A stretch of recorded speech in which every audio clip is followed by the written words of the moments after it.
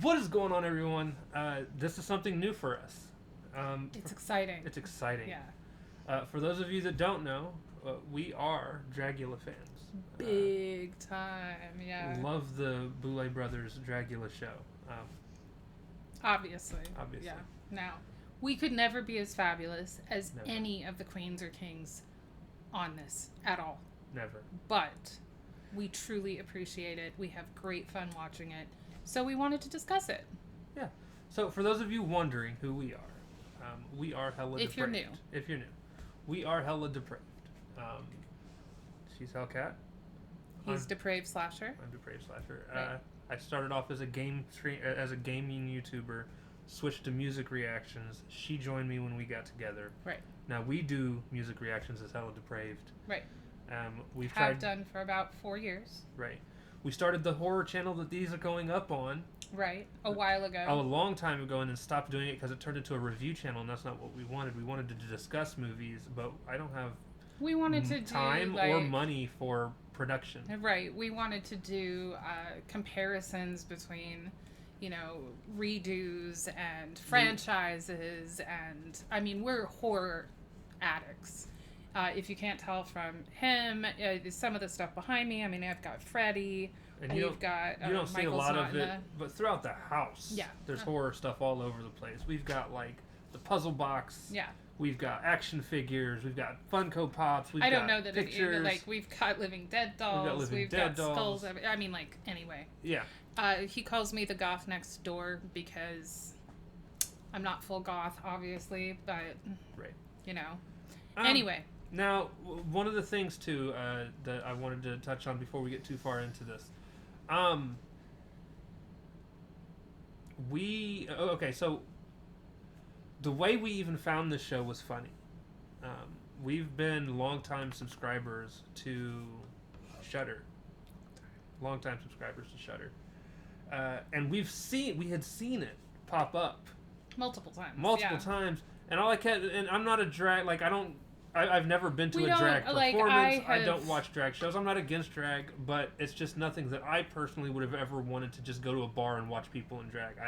I'm a gamer, guys. I want to stay at home. I don't want to be in public. I'm a homebody. Now, when I did go out in my early 20s, because let's be honest, I am no spring chicken, I am a fabulous aging raven. Let's get that right. I did enjoy performances. Absolutely. Did I go and seek out drag? No, because I was naive, very sheltered, and also this was early 2000s. Right. So, we've come a long way with that. I do occasionally check in with RuPaul, and that's only because I have friends that are big into watching drag and have drag friends, and so I try and support when I can. But honestly, until this monster horror-based drag came out, really just wasn't my drag, jam. I think is what they call it. Yeah, it wasn't my jam because, I'm a reader. I'm not into glam fashion. I think that's the big thing. I'm not into. Really, you don't say. Right. Anyway. But once we decided to watch it because it was on Shudder. Right. So I was like, it could be fun. And what did we start? We started on season 4. Okay, season 4. Because it was the season that Dali came in and. Returned. Well, we didn't know he returned. We knew he returned. He returned, but we didn't know why. Yeah, but we didn't know where from story, or anything like that. And so so season 4 was our first season that we watched, and we watched it as they released the episodes, and fell in love quick. And it sucked because at that time the first handful of seasons weren't on Shudder. That's also true. It was only 4 and Titans. And we watched both. And we finished 4. We went back and watched Titans, and that was even weird because that was bringing back people that we had no clue who most of them were, except for Saint, obviously, because they were in 4. Yeah.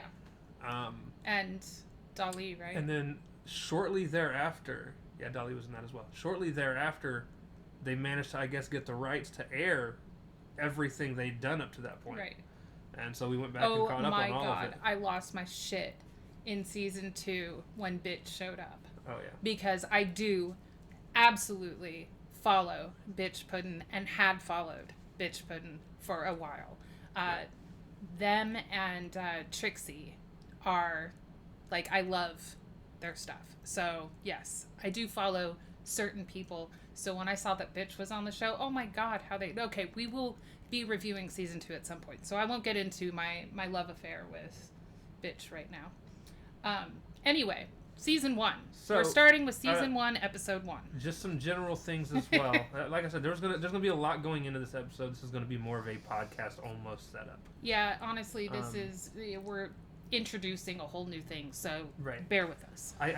One of the things that we also are going to do, please understand, we are all for calling people by the pronouns that they want, but there's also a lot of people, and I'm not always going to get it right personally. So I'm going to try and keep it very simple and just refer to quite literally everybody on the show as they and them. Right. Because I just feel like that's the easiest route to go with it, because I'm not trying to offend anybody. Right. Also, I will often call queens she's and kings he's. Right. Will probably be slipped in as well, but it is not to we be... do try and be respectful. Right. So if our memory lapses, we're also old. Yeah, our memories are old. Our bodies think we're old. Society is like, oh, you're too young for that. No. Not really. And then lastly, please remember that our opinions are just opinions. They're not to be taken seriously. We're not ever going to down somebody's art. As the Boulets themselves say, not in this episode, but moving forward. Yeah, it is subjective. Drag is art. Art is subjective. Yeah. We're going to be saying what we liked from what we've seen, what we didn't like from what we've seen, and anything that we don't like is almost always going to be exclusively to what was expected out of that the episode and competition itself. Yeah. And how their drag relates to what the challenge is. Right. Other than that. And we're not experts by any means, either fashion, makeup, any of the above. Just to let you guys know, we're coming at this from a horror perspective. As much as I love the Boulets, I don't have anything against Club Kid boots. If they fit the drag outfit, fucking go for it. But I suppose it depends on which kind and okay. I get it because they can't be specific and be like, do not wear that pair of demonias. No. I don't even know what those are. Yeah. Okay. So no fashion whatsoever from this side. None. That's why we put him in a Boulet shirt. Yeah. I put myself in a Boulet shirt. Correct. He even picked it out, bought it himself. It was not suggested. I didn't even tell her till I paid for it. I said, so I got something on the way. Yeah. Yeah. So if that shows you the level of excitement, we're coming at this strictly from a horror and obviously now huge supporters of the Boulet brothers. Yeah. And I think I've gone and followed. They liked one of my tweets once. Yeah, I think I've gone and followed a whole bunch of the... It was cool, though. A whole bunch of the creators that have been on the show at this point, too. I follow Dolly... Coco Kane. Honestly, almost everybody in season 4. Right. Almost. Melissa B. Fierce, I follow. I don't think I follow Melissa yet. I haven't gone through and started following everybody. There's a whole bunch of them, because if you think about... 10... I follow a lot of the people from season 5 now too, because they've started popping up, and I know we've got two people coming through. I'm so excited. Jarvis and Throb are coming through. I was just about to say Landon. I'm sorry. I'm also obsessed with the werewolf look from Landon. I'm obsessed with Landon and Throb, and I would love to see Jarvis actually perform because. I was kind of sad that the anxiety... Okay, we are getting ahead of ourselves. This is what excitement does and ADD. And lastly, moving forward, we are going to try to contain our thoughts and opinions specific to the episode that we are speaking about. There are going to be times where we obviously are going to mention something that we know is coming up. We've seen every season. We know who all the winners are. Multiple times, yeah. But I'm going to try and contain my thoughts and opinions to specific episodes. Right. And we could say in one episode, we absolutely did not think that look fit the episode and be like, yeah, their rank last for us. And then the next episode come back and be like, oh my God, that was amazing. So bear with us. Right. So with that being said. Getting into Season 1, Episode 1, The Wickedest Witch. Which, first and foremost, by the way, I thought was an interesting first choice, only considering I've we started off with season 4. True. So seeing them go back and doing something as simple as the Wickedest Witch And the death scene was fucking great. Yeah. It was actually super cool because it's one of the very few scenes that I liked in that fucking movie. Yeah, I mean, like, I know there's an obsession with Oz, y'all, but if it's not Return to Oz with Fairuza Balk and the Wheelers, I'm not there for it. The only Oz story I like is The Wiz. You haven't seen Return to Oz. I know. With Fairuza. I'm not saying I don't like that one. That one is... It's just the only one that I like. That traumatized my childhood, by the way. Like, people are like, what is the horror movie that got you into horror? Probably that movie. Texas Chainsaw Massacre. Yeah, I know, but, you know, your mom... We are not the same. We are not. Our parents are not the same. I will say that a big part... somebody will inevitably come back to talk about this. A big part of why I like The Wiz so much is Michael Jackson. If you know, you know. You know. He's a 100% Michael Jackson. I'm a huge Michael Jackson fan and had to have an out with the Michael Jackson drag community a couple years ago. Which, by the way, was a complete misinterpretation. So misunderstood. We love Michael. Let's just put that out there. Michael Jackson's my favorite artist all time. Now, I won't go that far, but yeah, no, exactly. And we said that, so, you know, that's out there. Anyway, season 1, episode 1, I like that they started with this because, again, it was acting, it was drag, it was witches, it was... I also want to talk about, so, starting off,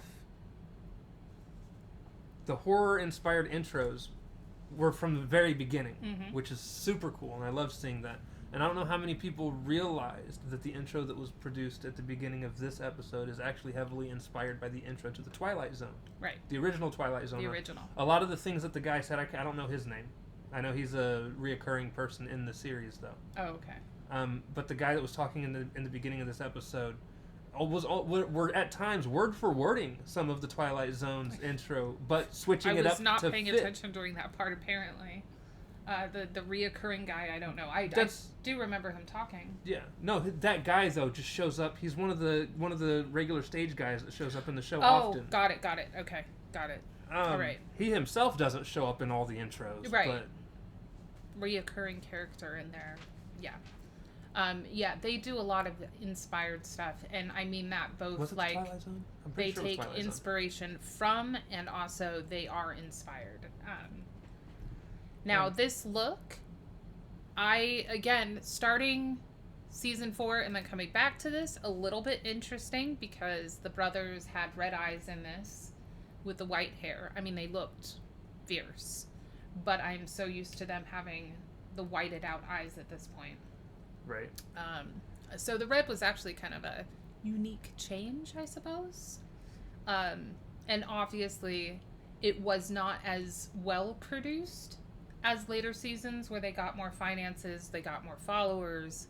Right. It was interesting to watch it again, having seen all the seasons so many times, and realize like they're not in a soundproofed room, so there's some echo. There's no place for them to sit. They don't have their thrones yet. Right. It's just a like audition stage almost. So we get the introduction of all the people. And they come in with the sacks on their head. There's so much that has changed from this first season, and it's all for the better. Because like in the first episode, right? Like they're all just in the room together. They've all got sacks on their head, and they're just having the sacks taken off their head one at a time. They're being introduced to each other this way. There's no game leading into this like there is now. Oh, there's God. Nothing. The bombastic side eye when Melissa B. Fierce is revealed, though, was just... Right. Gotta love it. But yeah, so everybody just being introduced to each other, and this is a part where I wanted to talk about how far we've come from where everything started to where everything is now. Everything from the closet that they all seem to have started in right. to what is now their dressing room. Yeah, their dressing room. It's a closet versus the boudoir, which I crave. I didn't even know it started off in a closet. Like, again, we started season 4, and it was beautiful, and we were like, man, this is such a really... season 5, holy smokes, just like... Well, the season 5 boudoir is the same. It is, but it's upgraded. But the stage was what was upgraded there. big time. I'm big so proud of them. So proud of them. And then to see them go from what I just mentioned, the original closet. stage. They were in a water closet. Right. Yeah. But the original stage was just like an audition stage. It was like a high school audition stage. It was it almost did look like they were in a small auditorium that fit like 5 people. And then now they've got this huge theater like stage. Yeah, it's gorgeous. That is absolutely beautiful. And they introduce their judges up on the balconettes and oh god, old school theater is just so. A little background. I was in musical theater. We're both theater nerds. Yeah, we're theater nerds. Like, I performed on stage. I took vocal lessons. Don't ask me to sing at this point in my life. I love musical theater. I have been to Broadway. I've been to, theater in London. It's something I adore. So I love seeing the old school theater is what they chose to bring their show on stage. Yeah. And then lastly, another really big change, and she had just touched on it earlier, the sound. Yeah. We've gone from, again, season 1, everything sounds like they're recording in a closet. Yep. Anytime that the Boulets are without talking, any of the soundproofing, you're getting all the echoing and things that you expect from a brand new show that's had negative $5 budget. Probably what our sounds kind of like right now, since we're in a very open room with no. Yeah. No. We're aware, but we are broke bitches, so there is that. There is that. Yeah. But you go from that to just 100% how amazingly produced 100%. Everything is now. You know they've got people that have boom mics and camera people. Their balls, yeah. They've come a very, very, very long and far way.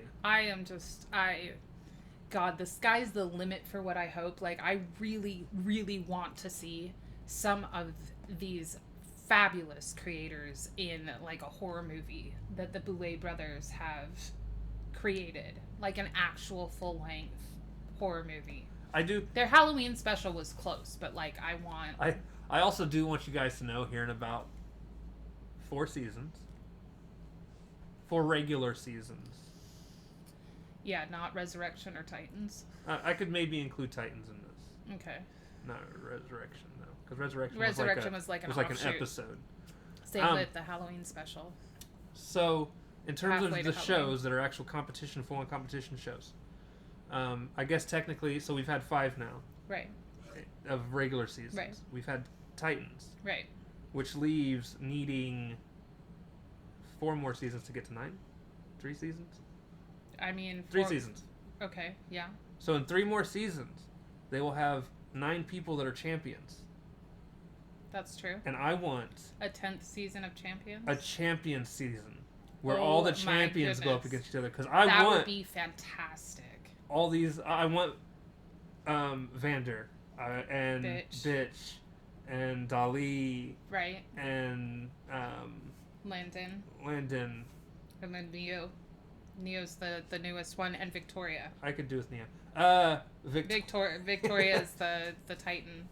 That would be epic. And then the queen or the king that won. No, you said Landon already. Yeah. Look, I'm old. Okay. Exactly.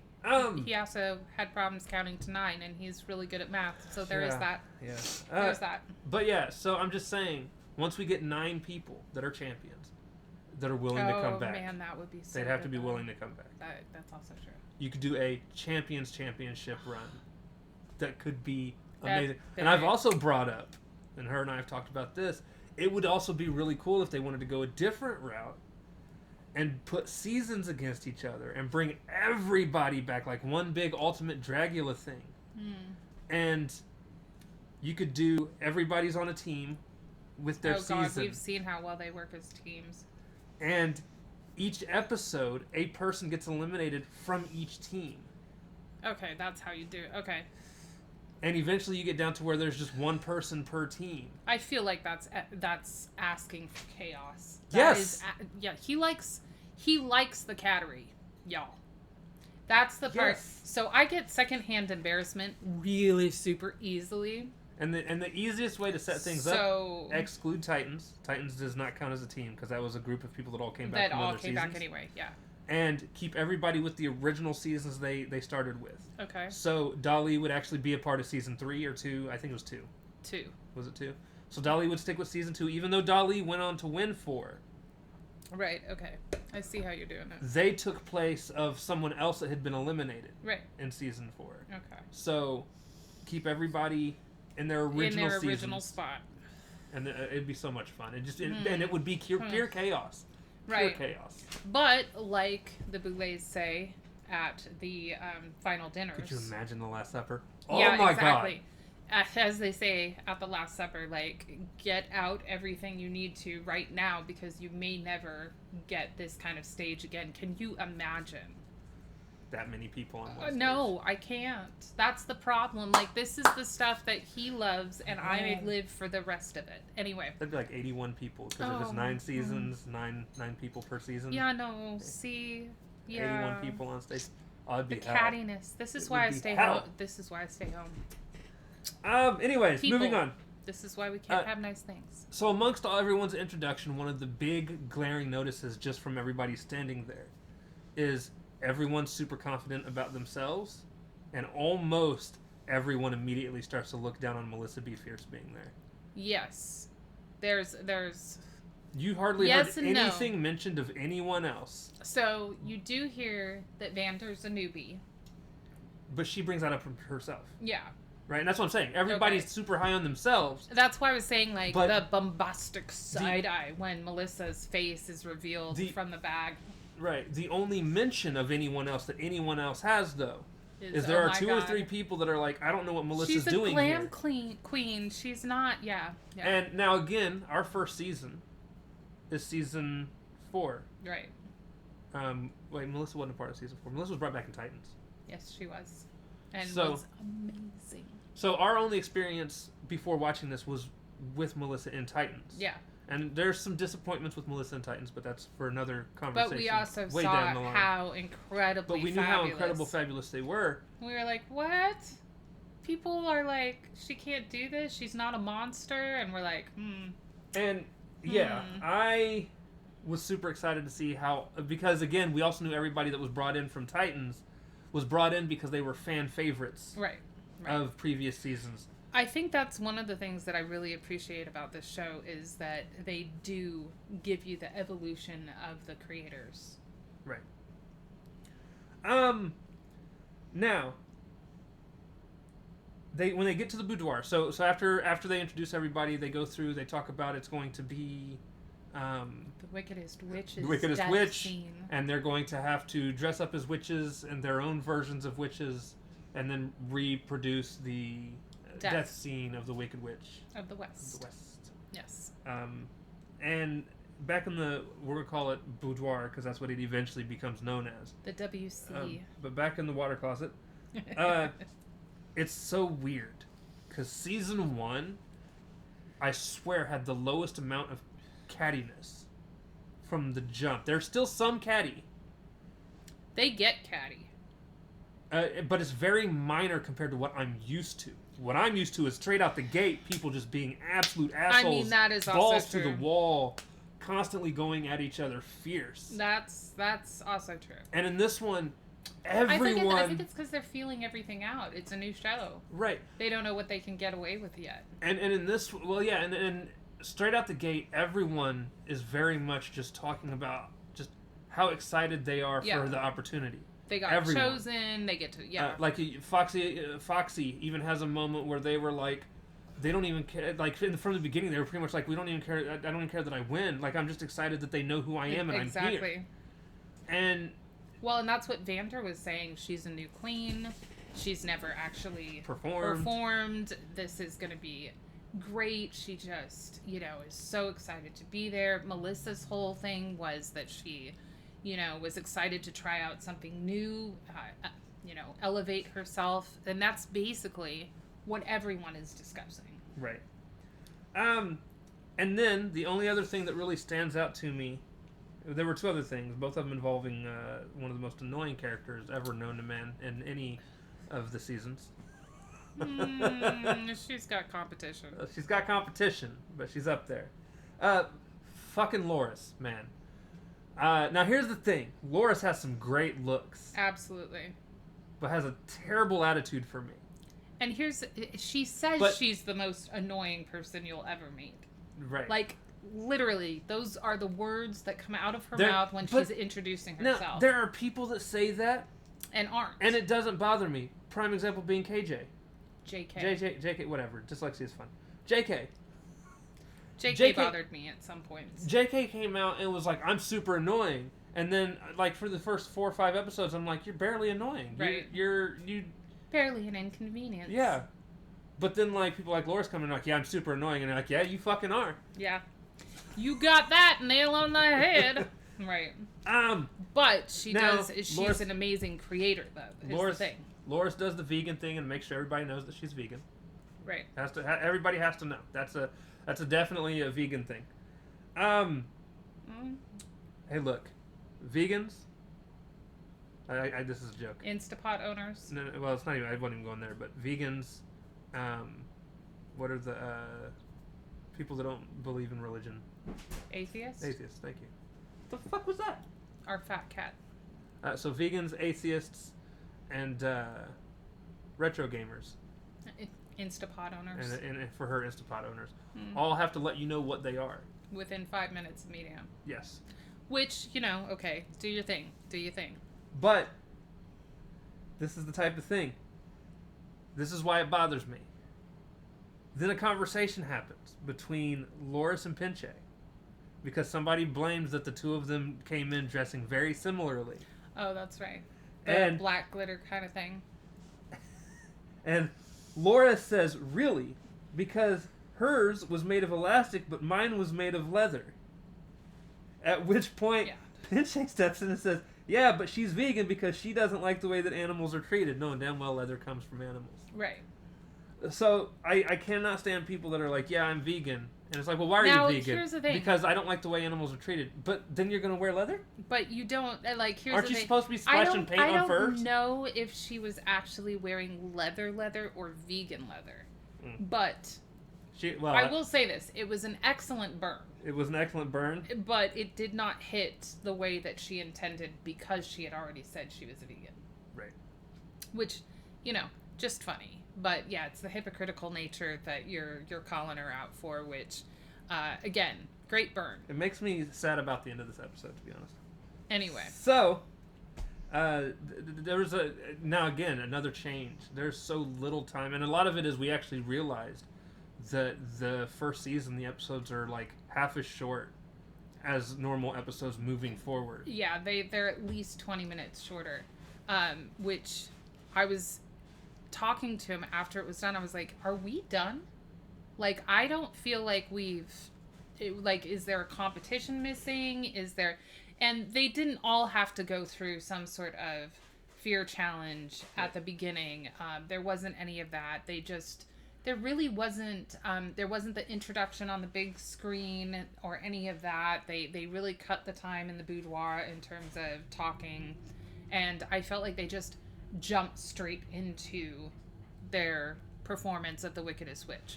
And the only thing I can think of as to why this all happened the way that it did, and that's something I told her, I am pretty sure that this first season was actually aired on AMC. Right, so it needed to be a little So it needed to fit shorter. within time constraints. Whereas these later seasons, I think, are exclusive to both AMC Plus and Shudder, which means there's no commercials that you got to worry about. So they've got a full hour that they can play with. Well, plus I think they don't have to be.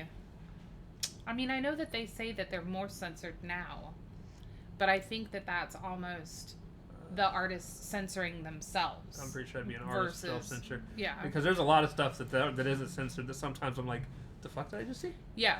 No, I think that, but anyway, it's a very raw format, and in some ways, I really appreciate that because it is just the grid. Right. Now, moving on, we are then introduced to the first ever and most consistent guest judge. Guest judge, yeah. in the series history. And I mean this in the best way possible. Yeah. Darren Stein, who is in a lot of episodes as a guest judge. He is. A lot of episodes. Episodes? Episodes. And speaking of the evolution of the show, can we take a second to talk about the evolution of Darren Stein from season 1 to what they look like now?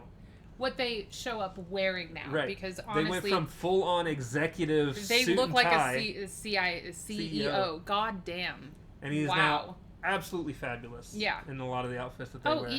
They show up in just lace or in crowns or it's fantastic. Look great. Yeah. But Darren Stein is the writer and director of Jawbreaker, which I've never seen. I don't even think I've even heard of it until this show. I have, but a while ago. Come on. And apparently has a very insane and deep shoe fetish that is joked about. I don't think they actually have a shoe fetish. But the shoes were what he was pointing out in terms of hits or misses. Yes. Right. Almost as bad as Drac with the Club Kid boots. Y'all can leave those Club Kid boots alone, damn it. I'm gonna get you a pair just for saying that. Hi, buddy. Hi, buddy. This is Gilgamesh. Now, one thing that we definitely wanted to talk about, of the 9 people performing here, only one person could act worth a damn. In my opinion. Right. Humble opinion. And that was Meatball. I actually think Meatball did a fine job with melting as the Wicked Witch. Vander Von Odd. I liked Vander's. Didn't do bad. But almost everyone else way overacted. I think part of it is they're used to a larger space between the stage and the audience. So you do need to overact to a degree. Right. But on top of it, some of it was just bad. And this is one of the things that this show, it is good at, but on the other hand, it sucks. They can't show us everything, the full performances from each person. So again, we are restricted to what they show, what the cuts are on screen. We're going to, at the end of this episode, rank ourselves who we think the order is of looks and what we got to see of the performance. And honestly, we see the best of, other than when they bring something up specific that they'll show was a fumble. Right. But we don't, obviously we're not there to witness the entire performance. You know what would be great is I would love director's cuts. I always thought it would be really cool, so they could do this and then on YouTube or even some Patreon. Other platform. They could start a Patreon. I'd drop $5 a month for a Boulet. Yeah, Patreon. so that I could see the full. And then they could show the actual full performances from everybody. Yeah. I'd watch it because when we do our rankings later, it's just going to be ranked off of what we saw. Right. Because there's some situations where, based off of what we saw, I am actually yo, this was really good, but the Boulets are oh no, this you're in the bottom. This is horrible. And I'm what? Yeah. And it's a testament to the production quality too. Yeah, though. Exactly. They know what to take to make everyone here look like superstars. They really do. They really do. And they do, which is fabulous. They really want everyone to succeed, while still being sort of sadistic and enjoying fumbles, because some of that's fun. And I'm going to take a second now to kind of just go over, first and foremost, by the way, quick shout out to the best outfits of the night. I'm just saying. Yeah. I'm just saying. The Boulets almost How always. How can you compare? They are so fabulous again, all the time. They always look fabulous. Speaking of leveling up, and it is not taking away from any of their looks in the first season, but seeing the quality of even the outfits that they wear has evolved over seasons. Right.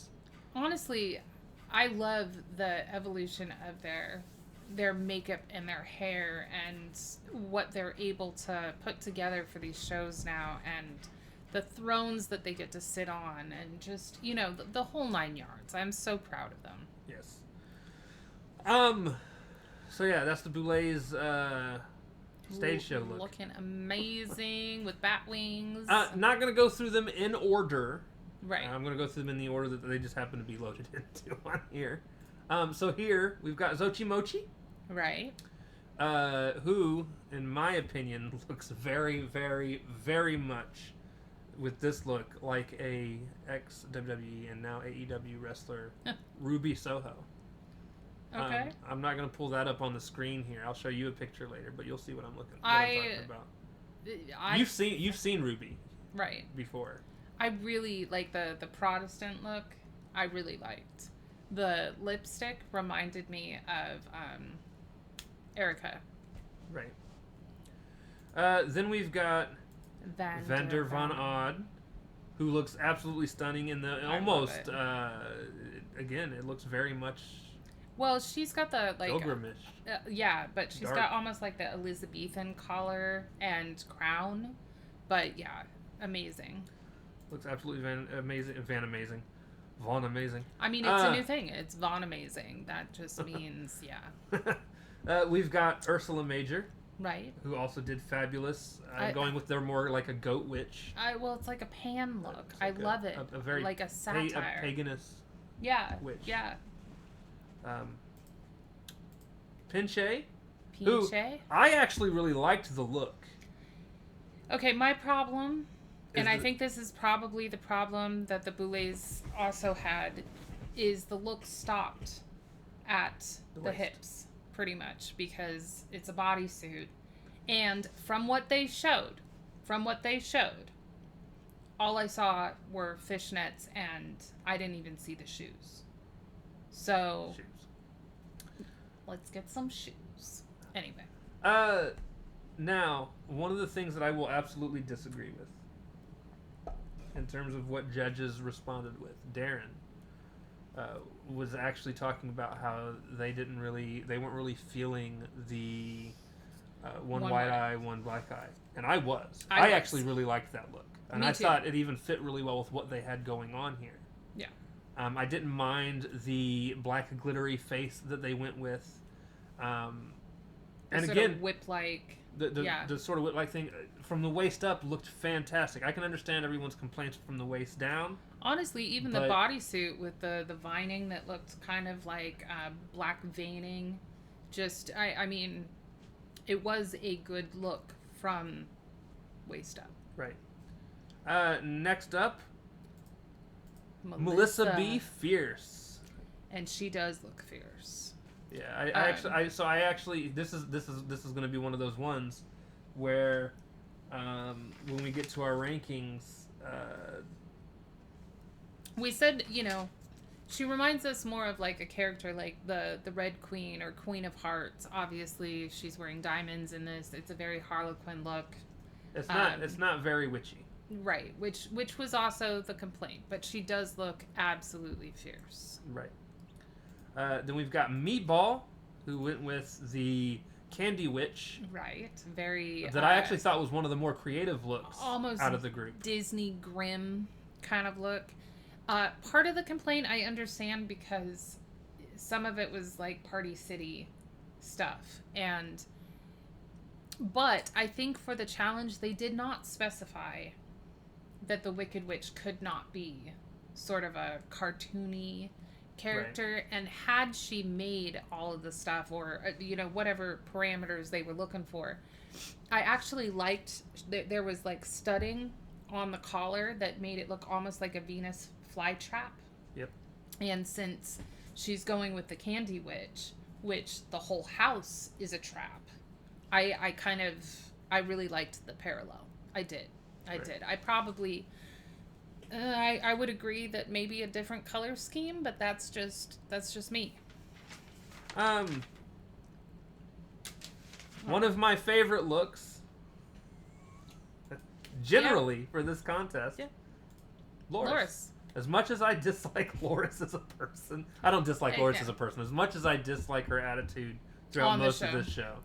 I love that she came out in the sack dress. Because it was she had the very almost scarecrowish mask on. Yes, that's exactly.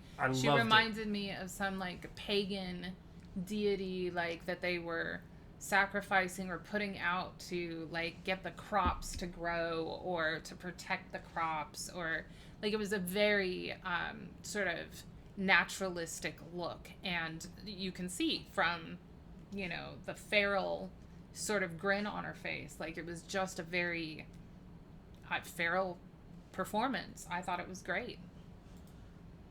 Frankie Doom Went with the whole Witch Doctor, which I love. Now, this was what my pet peeve was. The hot pink headband. that did not fit anything else that they were wearing. That was my problem. Now, there is a little bit of hot pink, I believe, under the X's for the nips. But, yeah, it just doesn't fit. Right. It's a very 80s, like, exercise type thing versus, like, Witch Doctor. And then last but certainly not least, Foxy Ajouet. I love the skull bra. And it's another Witch Doctor inspired look. Yes. A little very different. No feathers. Different, no, yeah. But, yeah, I absolutely love the skull bra. Honestly, I agree with Darren. Like, the only thing I did not like, the heels did not fit heels. That well, and they just were. She didn't attach skulls or bones, or like, she didn't do anything to the heels to make them fit the outfit, even though they didn't fit the outfit to begin with. And I get it, if you only have one pair of heels, but add, like, ankle bracelets or something, in my humble opinion. However, I did like Foxy's look quite a bit. Now, one of the things, I didn't write it down, but I did want to talk about that I do miss, that they do in newer seasons. Again, more time, you're more able to do things that you better can production, do. the whole 9 yards. Is during the boudoir stage of everything. They don't talk about the inspiration for their looks. Right. And I'm pretty sure that they eventually evolve into doing that later in the season. I don't remember exactly. But I do know that's a big thing that does happen throughout the series. Yeah. And there's a lot of time, again, this boudoir, it was mostly just them bickering. Yeah, and I think this is honestly like talking about because themselves. It's an introductory to an introductory. It's almost as chaotic as our introductory to this show. There's a lot of stuff that we have to cover that you may or may not know about us, about the show, yada yada yada, and it's just not as streamlined as further ones even in this season. Right. But I do wish we had a little, tete-a-tete. Anyway. Now, the one thing that I did want to bring up that I was not a fan of, because, I'm not done bagging on Loris. Poor Loris. Poor Loris. As much as she's just young. As much as I liked Loris's look, she does what is, in my opinion, a cardinal rule break against somebody trying to give you constructive criticism, and that's not owning up to it and just listening. Every little thing that is said needs a rebuttal. Shut the fuck up. Let the Boulet say what they have to say. Say thank you. And move on. She does that the whole season. And it's the whole season, and everything's a stage, and everything's which we're not gonna, again, I'm not gonna get into it now, but she has the biggest quote of the entire series. Oh yeah, it comes up. That comes up even later seasons. Yeah. But yeah, so when they are giving her critique, she's not even the only one in the show as a whole. Like, if you talk about the whole series, there are other people that do this. Yeah. And it's like, okay, I'm the boss at my work. And if I'm talking to somebody about something they're messing up on, I don't want excuses. I don't want them to rebuttal every little thing that I'm saying. Shut up. You don't want them to talk. You're talking. Right. You don't want them to talk. Listen to what I have to say. Then I'll open the floor for you. Take it in. Yeah. That's how conversation goes. And the whole, that's how conversation should go. And here's one of my favorite, little tidbits for life. It's a quote from somebody, and I'm paraphrasing it, but the problem with people in general is they listen to reply, not to understand. Yep. Quit formulating your reply while you're listening. Take it in what's being said. If you need a few minutes to process it so that you can form a rebuttal, go ahead, defend yourself if you need to. But in a situation like this, unless it is imperative that you defend yourself, it's a competition. You don't really get a say. They've already judged you at that point. Right. So, take in the advice. And I'm not even saying that you can't have the floor to say something at some point. No. But when you're cutting off the Boulets, and you can tell on the Boulets' faces that they just want you to shut Especially up because they're just Drac can't hide shit. I know, I love it because Swan keeps a smile. this Swan is amazing. I want to be besties with both of them. But Drac gets resting bitch face so easily. Drac and I have working bitch face. What are you talking about? There is no rest for this wickedness. Jesus. Yeah, it's like, even if I don't say a word, like, my face has already told you what I think. So, but yes, again, I think Loris is just young. It has to be a young thing. And I give it to her for that. I do. And I just think this was actually probably a very, very good experience for her to go through. Oh, definitely. I just kind of wish that she had... Shut the fuck up. And listened and took it in, because she does the same thing throughout the entire season. The entire show. All right. So the Boulets do go on to their top 4 are Xochimochi, Vander Von Odd, Frankie Doom, and Foxy Ajoué. Right. But they gave their win for this week specific. They didn't actually have a win. The way they worded it, they said if there were a winner, a specific winner, right, it would be Vander Von Odd. Yeah. Then the people that just ended up being safe, they got critiqued, but they were safe. Right. Were Melissa B. Fierce and Ursula Major. Ursula got knocked down strictly mostly because of the hooves. They were wearing hooves with their outfit that made it hard to walk around. Which is just so sad, because I adored the look. I did too. I adored the look. And that is one of those things that you didn't get to see. They really didn't show much of the fumbling in terms of walking around. And I have seen people walk in those efficiently. So part of it is going to be, any of those stages are so slippery. Yep. They're just so slippery. But especially I wish... in later episodes when the food's being thrown on them. Oh, man. Or water, or whatever is being thrown. Just anything is being thrown on them. The thing that I did like about this one is even the safe people were given critiques, and because of time, that does not happen in every episode, in every season, and it is something I like, and something also that the competitors like. Typically like, yeah.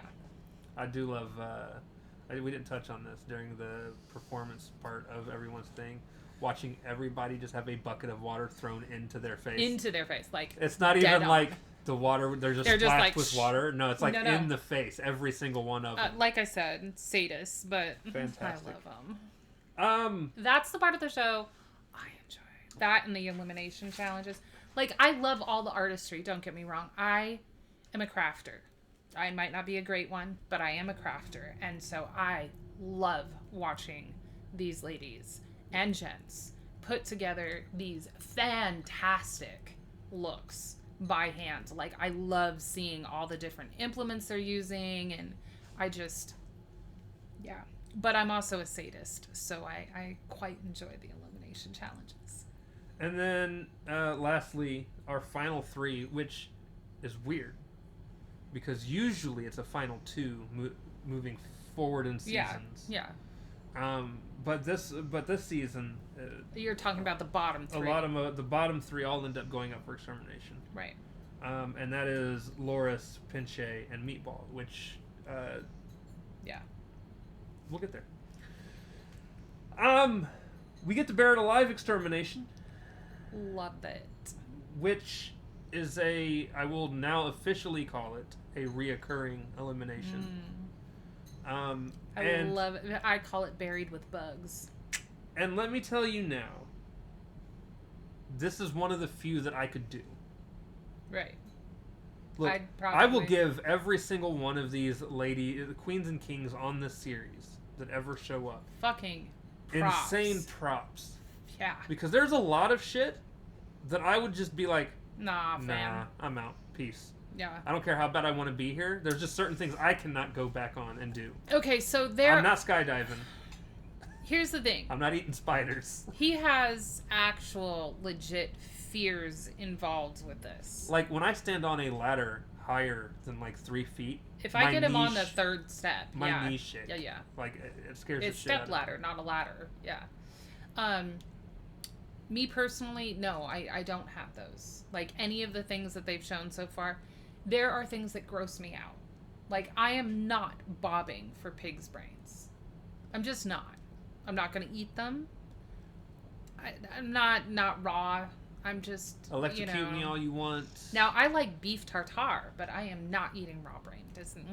Right. But skydiving, bungee jumping, I'd be like, hell yeah. I get the opportunity. The bungee jumping at night I probably could do. I've done something similar to bungee jumping. The hike before that? You have got to be kidding me. Yeah, no. No. So they did a 10-mile hike, and I'm not Fuck that shit. But yeah, so this is the buried... And I like hiking, but not like that. No. This is the buried alive extermination. And basically, they started off by throwing dirt inside the coffin. Well, I mean, they're burying the coffin, but the whole, some of the dirt gets in, yes. And then they okay, they're not really burying the coffin. Come on now. Right.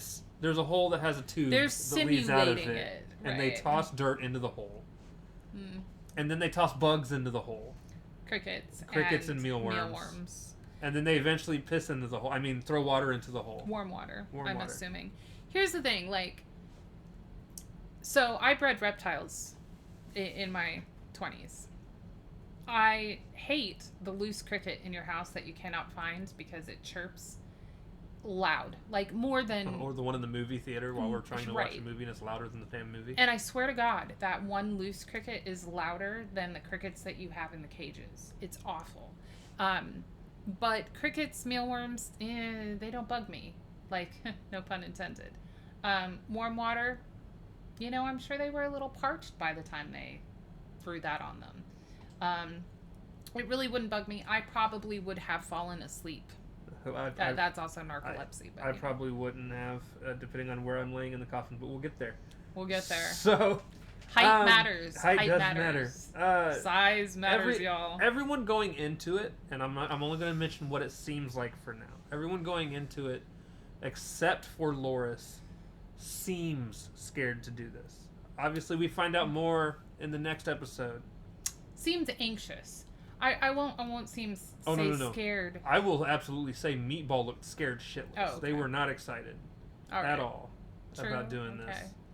But I would have said more like resigned, sort of anxious, like what is going to happen. Again, this is season 1, episode 1, so nobody has a clue what to really expect. Yeah, exactly. Like, what level of sadism are they going to have to tolerate? And let me tell you. So, they all get inside their coffins. The lids are closed. And they go through and they do the thing where they're dumping shit on them, hitting them with water, throwing bugs in there, things like that. And I want to tell you guys how bad I feel for Pinche in this moment. So bad. Especially considering that, as you guys know, if you're watching this and reviewing this with us, they go on to get eliminated this episode. But they go through the most bullshit of the three people because of how they decided to lay inside the coffin. Now, if you are a drag king or queen and you decide to do this show... You want your head up towards the top. Correct. Do not put your head directly beneath the tube. I mean, I know that somehow makes sense for breathing, but it does not make sense because that's where shit is coming in. Like... It's the entrance. Every speckle of dirt, every mealworm, every group of crickets, every splashing of water, right in the face, man, right in the face. So bad. And I didn't even feel bad about it until I think it was last night when you and I watched the episode together, and I didn't even caught it before. I didn't even think about the fact that they're the only ones of the three of them that are positioned right there. That are positioned in a way that they just catch everything right in the fucking face. And then they go on to get eliminated. Right and I'm in like, the mouth. And I'm like, but they took all the bullshit. Everyone else is just like, oh, hit me in the chest. And then you had like Meatball that was like, oh my God. And then Meatball's boobs were bouncing everything straight into her chin. So she was getting backsplash, because mountains do that kind of shit. Loris was actually probably the best positioned, plus did not have Mammoth Mountains causing that kind of bounce effect. But it was just, oh, I felt so bad for Pinche. Pinche got the worst of it. Yeah. I will tell you that. And then Loris spent most of the time pretending to be, or at least what I would presume, pretending to be sexually aroused by being peed on. Oh, I mean, she was being funny. Yeah, I don't know if she was just having a joke with it because honestly, here's the thing. So prior to getting in the coffins, Loris is like, I think I'm going to be fine because I'm not claustrophobic. I'm not this. I'm not that. I think she changed her mind because we'll see when we come back for the next episode. Like, she's singing a different tune. Right. But she did seem actually to do the best while watching them in terms of coping. Right. And that was through laughter and joking about, getting peed on and so on and so forth. Speaking of getting peed on. Pee, yeah. Real pee. Meatball. Urination. Meatball. For my quotes so funny. Of the show, of this episode, my quotes of this episode is almost everything Meatball says while in this coffin. Mm-hmm. A couple of my favorites that I wrote down specifically are "No, ma'am! No, ma'am!" That was so great. The delivery is amazing. The other one, "I'm pissing my pants!" Yeah, just the way that it's drawn out. But the funny part about that is how she starts. She's like, "Am I peeing on myself? Am I pissing?" I'm like, "Girl, you don't even know if you're peeing on yourself?" Like, I get it. You're covered in wet, warm fluid. But on the other hand, there is, like, a release feeling, right? But, yeah, like, just a hoot. A hoot. And obviously, at the end of it all, Pinche loses. Gets burned at the stake. And is burned at the stake. Which was interesting to me. I mean, it is obviously a standard witch eradication, right? Right. However, since they were doing the death of the Wicked Witch, I was surprised that they didn't go with water, dunking, or drowning. What? Never mind. I was about to make a dumb comment. You're good. But I'm gonna say they should have just dropped a house on her. Wrong witch. No. Witch's sister. I mean, at least it would have been Oz. Right. You know what I mean? So, I mean, I just... It was good. It was good. What they could have done was they could have had like a scene where the house is jacked up, like it's a like they're getting... and there could be something in there like shoes that they wanted, and they're like crawling underneath to go grab whatever it is, and then they just drop the house. Right. I'm just saying there's some things that could have. I mean, but we are talking about season 1, episode 1, so production. We're also talking, hindsight. We're also talking from horror lover standards, and we're like, do fucked up shit. Yes. To them. Anyway, so she gets burned at the stake. Yep. And then that's really the end of the episode. Like, they burn her at the stake, and then it's over. It goes into the credits. We don't know this yet, but the burning her to ash is sort of... It's detrimental to Pinche. Again. And I just feel like Pinche got the worst run of anyone, because everybody else in every other season comes back for the Last Supper. Pinche is Ash. She does not. Pinche does come back for the Last Supper. I'm pretty sure they do something where they're like, tape her back together, and then we'll I don't think that they're able to revive her. I think that's part of a anyway, I just felt like she got a bum time, y'all. Now, there are some other differences that I miss that I like that are eventually put in that are not here now for this season, because it is the first season. One of the things, fright feats. Oh, yeah. Like, they get to the point, I don't remember if it's season 3, 2, 3, or 4 that they start doing them. I think it's 3 that they just started being like, some people don't even end up ever getting an elimination challenge, and we want to see y'all evolve because we feel like this is what tests you, what strengthens you, and so everybody is going to have to do them now. So everybody does basically like a elimination challenge.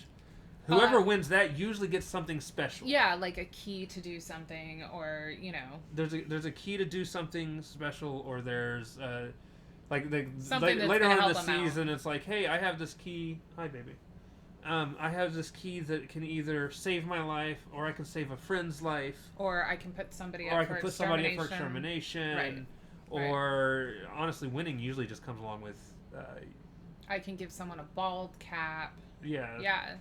I hope they change it up. A lot of it really is just saving themselves. Yeah, well, or something that should help them out. Yeah. I also miss not having post-stage show group conversations. Oh, you mean in the bar? Where they go to the bar? They probably don't have right now. Right. Yeah. But they go backstage and everybody's talking. And getting drunk.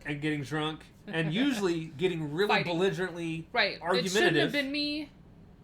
You look like trash. I think I look good. You look like shit. Right. There's a lot of that. Right. Which, again, he enjoys the drama.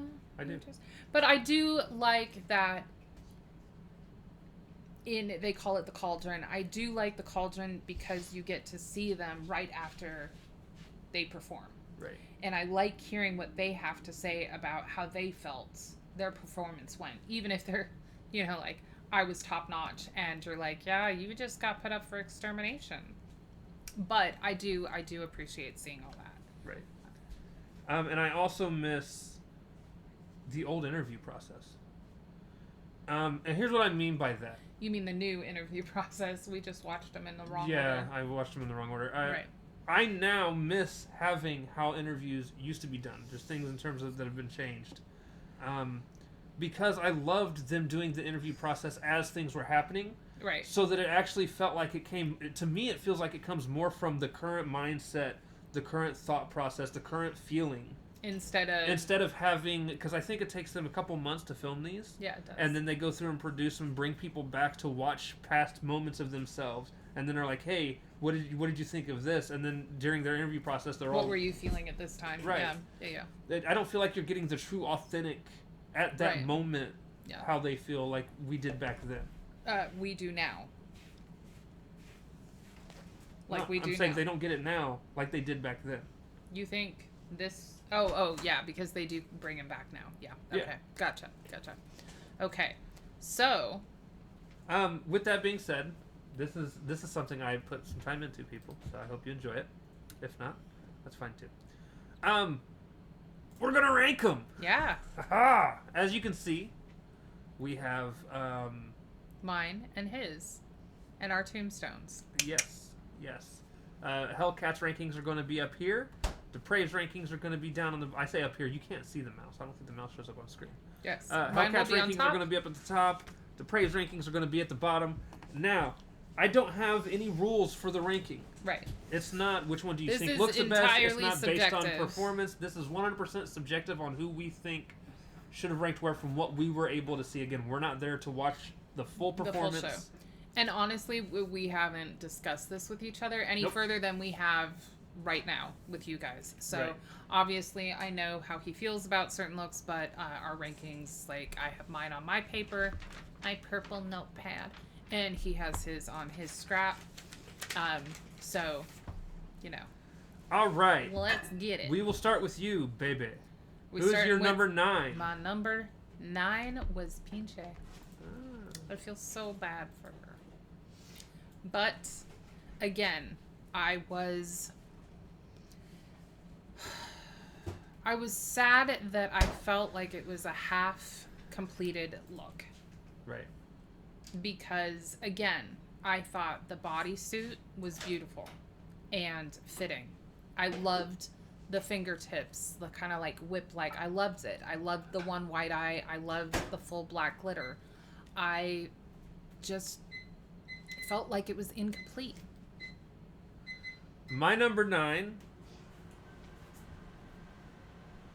is also Pinche. Oh. Aww. Now, here's what I want you guys... No, that's not the one I grabbed. Here's what I want you guys to understand about this. Her and I were talking last night, and I actually am bummed Pinche got eliminated for a couple reasons. First and foremost, Pinche had the sickest burn on anybody. And I was really excited to possibly see Pinche move on with the wit that they showed that they have. Yeah. Because they didn't necessarily ever start shit with anybody. No, but they had some. They definitely weren't going to just be stepped on either. So I was super bummed that Pinche got eliminated first. I again liked more of their look than it appeared everyone else did. Right. I also feel bad because they went through the most shit in elimination. They took the brunt of everything. Our empathy. But the person who they barely beat out for me, they only beat out because, and I figure we'll just snake, right? Right. My number 8 is actually Meatball. I do think Meatball and Pinche were right to be in the challenge, yeah. The final 2, for sure. The elimination, yeah. Now, the only reason Meatball edged out Pinche for me, again, I actually thought Meatball did a great job with the acting for the melting part of the portion of the challenge. I did love Meatball's look. I thought it was one of the more unique looks. It's just not what I think of when I think witch. Now, I definitely get her look in terms of witch. But when I am presented with the wickedest witch, and that you have to recreate her destruction, not the look that I... So, number 8 was Meatball. You guys are going to find out we actually think a lot alike through all this. I mean, we think a lot alike just in general, which, right. You know, can be scary, can be cool. I enjoy it. I don't have to explain my soul to somebody on a daily basis. All right. All right, who's your number 7? This hurts me. Melissa Be Fierce. Now, keep in mind, I love her, guys. But, as I mentioned before, this was not a witch look to me. I think had this been Disney villain and she had gone for like the Queen of Hearts or something, absolutely. But villain, not witch. My number 7 is also Melissa Be Fierce. Can't make this up, people. Not at all. A lot of mine for the same reason of yours. Melissa would have been number 9 for me. Would have been dead last. Right. Just because... If they didn't do what they did so well. I know. Melissa's absolutely fierce. Like, deserves that last name. Melissa's look is fantastic. It's not witchy. But she put it together so well. But it was done so well. I do think they should have been in the bottom 3. Because, again, you got to follow the rules. There's somebody in a much future season that you're going to notice is going to be at the bottom for a lot of my stuff because they just don't follow the rules that were set forth for the actual competition. Yeah. And I become more. I am typically very rule strict. Like if it's a competition like this, I feel like you have to be, and I do feel like there's some leeway with that in these seasons. And obviously the Boulets are the ones in charge of everything. I'm never going to say that they're wrong in their decisions, but there are several times throughout the entire series where they let things slide that I just wouldn't have because it's a competition. Yeah. Exactly. Like, I don't care who you are, how good you've been for the entire show. If for this episode you did not do at all what you were supposed to do, you're in the bottom. Yeah. You got to fight for it. Exactly. So my number 6 is actually Frankie Doom. Where's Frankie? There's Frankie. Hey, Soph. Earphones. All right. My number 6, like I said, was Frankie Doom. Okay. Again, not honestly amongst, I would say, of all the witch doctor-esque looks that were used, probably my least favorite. I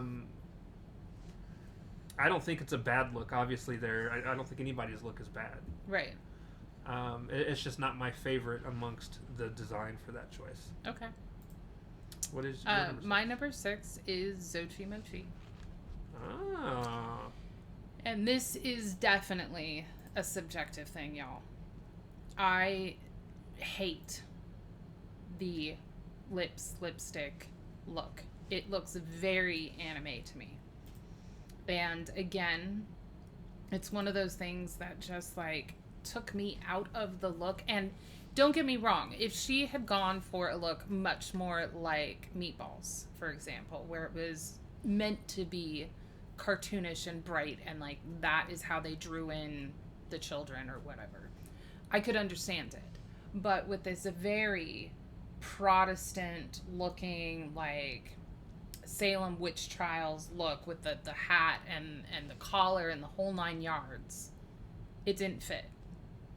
Like it took me out of, because I honestly thought the performance was great.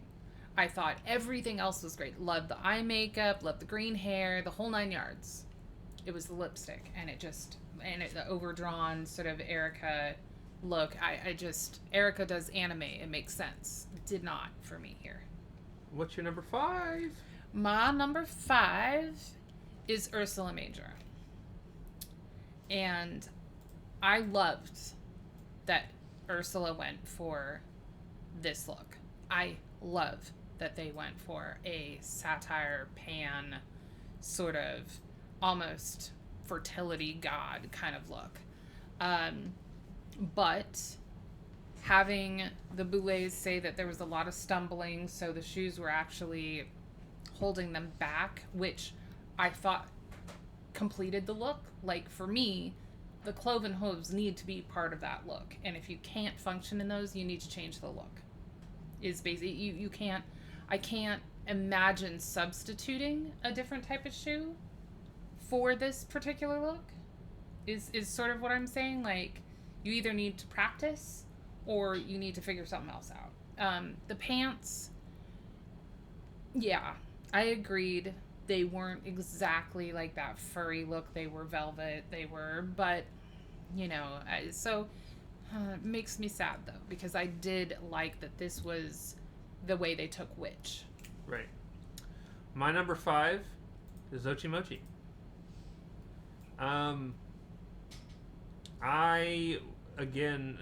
You touched on a lot of it. I am not... I think a part of it is just, again, when I saw that look, the first thing that came to my mind was a wrestler. Yeah. That looks so much like that. And just their normal attire. Like, they do the green, like, almost mohawkish look. Right. It's just... It took you out of it. It took me out of it. Yeah. It didn't scream witch to me. Now, that obviously is not Xochi's fault. No. But it is subjective. So it took you out, yeah. And yeah, that's why I got Zochi. It's a stupid reason. I know. I also didn't find it near as scary as the Boulet said, because Boulets were like, you had the scariest look out there, and I'm like, nah, not really. No. Not really. Not for me. Not at all. Not for me. My number 4 is Ursula Major. This is getting interesting. Yeah. I didn't have near as big of a problem with the cloven hooves as everyone else seemed to. Again, we didn't get to see a lot of the mess-ups for it, and I can understand watching it live if it were the mess-ups that were the reason why it got dropped so low for them. Seeing some of the mess-ups in later seasons, you can really... you're a mess. My problem with, to be honest, a lot of the people that come on these shows to do their drag and their performances is maybe this is the what's the type of stuff that's like, whose line is anyway acting? It's improv. I feel like nobody understands how to improv things on the fly. There are so many mess ups that I just feel if you were good at you feel the mess up happening, you can change it into it being a part of the act. Which the Boulet brothers are trying to teach them. And because how many times did we see Ursula stumble when they did show pictures of them stumbling? and Ursula could have stumbled and then slammed down to the ground. Or and just, something. And just had that look of just Yeah. anger and rage, and then all of a sudden it doesn't look like you stumbled. It just Right. looks like you fell down to slam down your You fist. did it intentionally. And yeah. And then there's some viciousness behind it. And here's the thing is we do understand that a lot of these people are underground. Yes. And what they have done so far, if they have done anything, because obviously Vander has not, have been fully choreographed. Like, they have a routine. And so fumbling is not such a big thing. They know what they're doing. They know their stage. They're given what they need to do. They're given a look, something that maybe they've never done. And they have to come up with a routine. And they don't have all that long to do it. Right. So, again, I do understand some of that. But, yeah, some improv classes would probably either that or just watch a whole bunch of... Who's Line? I mean, it is not something that necessarily comes naturally at all, especially if you get really flustered from fumbles, but it would probably help. But like we've seen, and this will come up again later, I guarantee it, especially for later seasons. It comes up all the time, yeah. Like there's times where somebody's wings aren't working right, and then it takes them a while to get the wings off, and it honestly should never take that long to rip something One off. of the people that does excel, I think, at least in later seasons with the improv, is Melissa B. Fierce. Yeah. She's somebody who maybe should give some presentations on, like, I would like to see some of the people from past seasons come back and offer advice on what they were best at in their season. You know what I mean? So that new queens and kings can get the tips from people who have been there and maybe are doing more shows now or whatnot, in terms of like how do you handle a wing that is just malfunctioning, right, kind of thing. So my number 4 was Frankie Doom. I don't remember where Frankie Doom is. So obviously we just sort of mixed up our middle 3 here. Yeah. Frankie Doom, again, pink headband, babe. I mean, it was like a very 80s aerobic look with your witch doctor, and it just, I could not. I didn't even think about this. Do you want to know why I think I had Frankie Doom down a little bit lower? And it's something that I is a look I'm not a fan of, even moving forward in the series. I don't like the boobs out and just covered with like an X thing. Oh, no. I mean, I don't mind big boobs. Do not get me wrong. Right. Fake you or don't real, mind doesn't boobs matter. out either. No. But it seems like but it just seems very... extremely... It's a cop-out. Yeah. You just put tape on your tits. There's some tassels on there that fit with the theme. Right. Feathers. Yeah. Feathers, yeah. Pink headband was part of it. Death scene was part of it. I mean, 4's still pretty high, though. Yeah, it is. It's just out of the top 3. Yeah, she again looked fierce, and I do mean that in sort of like a feral way, which I thought was very fitting. But that pink headband just, nope. Who's your number 3? My number 3 is Foxy. Ah. And again, I love this skull bra. The outfit was a little bare. And the shoes were atrocious. But I did like the rest of the look a lot. My number 3 is actually Loris. Loris, again, my top 3, I definitely, I laugh at my Loris being in my top. Obviously, our top 3 is the same. It's just differently ordered, obviously. I didn't find near as much... I didn't mean to do that. I didn't find near as much wrong with Loris as I felt the Boulets did. Obviously, because she was put up for elimination. Right. I loved the look. Yep. Now, obviously, we didn't get to see the full show. We saw a little bit of the stumble trying to get the robe off. Yeah, and I wish that she had done like a Velcro closure in the front or something that was just very simple to rip off. And I do feel, and this is just from the clip, that the reveal was very quick versus making that part of the climax. But I loved the scarecrow face to start it off. I did love the robe. I love the sack dress. And then when they took off the sack dress, and took off the mask, I actually felt personally they had one of the creepiest looks. I agree. The way that they expressed in their face, and they had just the wide eyes, and were kind of snaking and slithering around. And I liked the war paint look and the locks, and I mean, yeah. I don't, as far as the look goes, I have zero complaints. Zero with the look. Yeah, again, we didn't get to see a whole bunch of the... Yeah. So my number 2 is Loris. For all of those reasons. And I just... Again, I wish there was a way to see full performances. Because based on just the look, I thought she looked fabulous. Yeah. My number 2 is Foxy.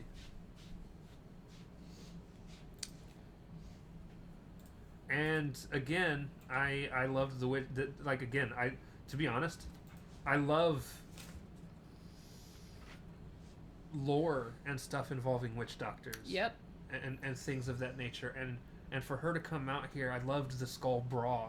Absolutely. That was thrown on. I loved the disc acting, earrings, like doing the actual shaking with the staff and everything, and just being as into it as they were, and the ear, like, very well put together, minus the shoes. Right. I didn't see much of the shoes. We saw the shoes after they were critiqued, and once I saw the shoes, I couldn't unsee the shoes.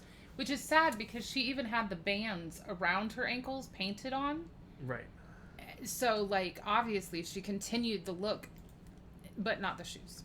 And what that means for both of us, as well as the Boulets, is Vander took the win.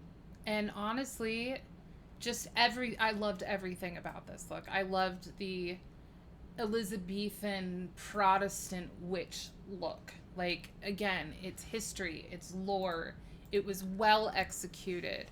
The paleness with the blue hair, and, you know, like the crazy blue hair, and the headband, and then, like, just red for the mouth. Like, it just very vampiric, kind of creepy look.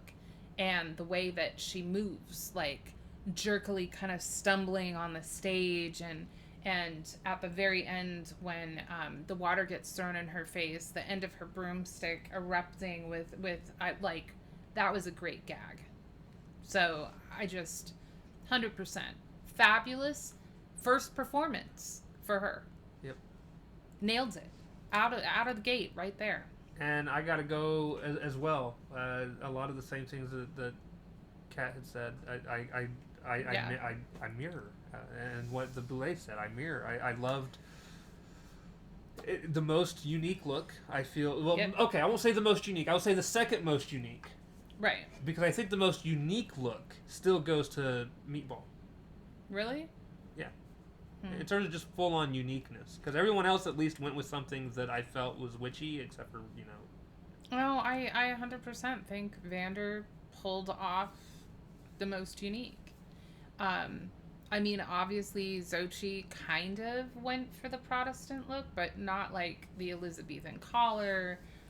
You know, Xander had like the hit bustier that tied into the whole thing. Just like, it was so well put together. Like, you could not tell me prior to this that Vander, A, had never performed before, and B, did not come 100% prepared for this exact challenge. Right.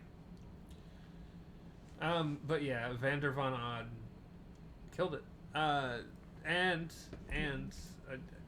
the blue hair was, I think you touched on. Again, the whole look. Yeah. The whole look was just really nice. The gags were great. And for someone who out the gate said they have no experience with performances. Fantastic. Killed the performance. Yeah. The general performance. Again, I do still fit Vander Von Odd in with everybody else in terms of not being able to act worth a lick when it comes to, you know, being melted. Right. And I think... But... Was Vander the only... I think Vander might be the only one that had a gag. I believe so. Yeah. And so, again, for a baby queen, as she says, Congratulations. Like, nailed it. Nailed it. Now, I will say,